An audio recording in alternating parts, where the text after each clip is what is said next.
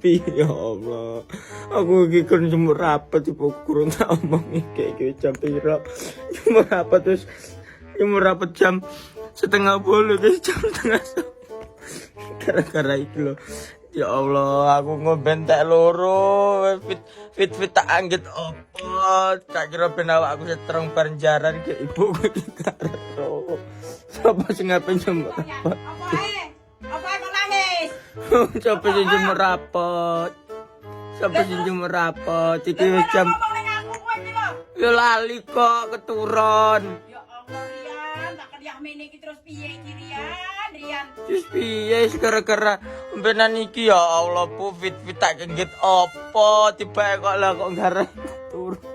Iki ombenan opo to Bu? Rian. Ya gak ngerti. Terus piye iki lagi jemur rambut iki Rian? Ya sembuh piye kayak iki. Rian. Ya mene iki terus piye? Ya mbuh. Ya kasep piye iki kok? Oh ya kasep iki terane.